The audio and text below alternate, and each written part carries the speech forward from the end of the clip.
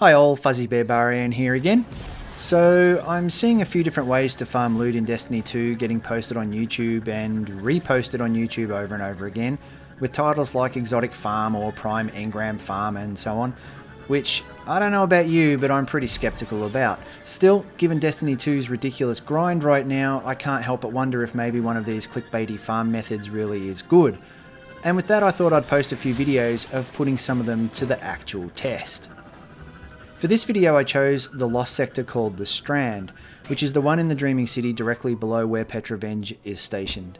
You can see in the video playing now how to get to the lost sector and how the run goes, so I won't really go into too much detail about that. You can just sit back and watch the video as it plays.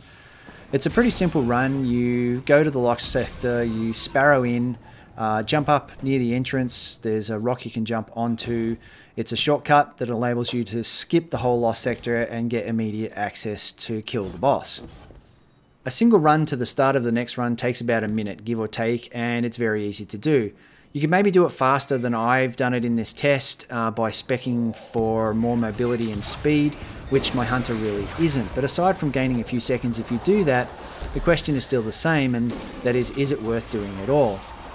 I decided to farm the spot for an hour to see. I was running a fire team medallion the whole time for what it's worth. Obviously farming for longer than an hour would give better results maybe, but unless I'm getting super excited with the results as I go, I don't see myself wasting too much of my life on any farming spot that isn't performing within the first hour. And I think pretty much everyone else would feel the same about that. Nobody's going to farm a spot for a period of time if they're not getting anything from it. So an hour it was, and before I started I emptied my weapon and armor slots to make it easy to see exactly what dropped. I also made a note of all the relevant resources that I had, though this test isn't the kind that requires a degree in mathematics. I haven't gone overboard, I just ran it for an hour. All I wanted to have was a bit of an idea at the end as to what I was left with and whether or not it'd be worth running for another hour or not. And with that said, here's exactly what I got for that hour.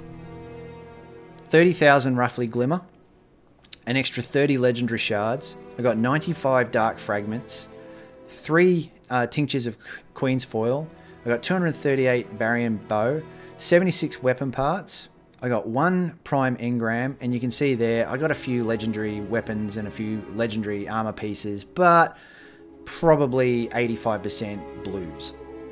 So looking at all of that for an hour's play, is farming the Strand worth it? The answer seems pretty simple to me. It's absolutely not worth it. There's obviously a whole host of RNG at play when you do this. Of course, your results would vary to mine, but I still think this will be pretty indicative of what anyone can expect farming the Strand. I mean, I did get 1 prime engram. I didn't get a solitary exotic or anything like that, but I think that prime engram would have dropped anywhere from doing any kind of activity anyway, so I definitely don't think I can thank farming the Strand for that prime engram. I guess if I were to look at this positively, I could say the Strand isn't that bad a spot if you're chasing dark fragments or barium bow, which obviously helps if you want to buy charges for the blind well or if you need to get some resources to trade for some tinctures of queen's foil. But those are very specific things, and I really think you can get them just as easily without treading a hamster wheel for an hour running in and out of a lost sector. My final verdict on this farming spot is do it if you hate your life, or don't do it. Maybe it's worth, or maybe it might be worth doing in the future when faction rallies are on, but I'm sure there's better farming spots for that in lost sectors as well. So overall, yeah, I'll give a thumbs down to this as a loot farming spot.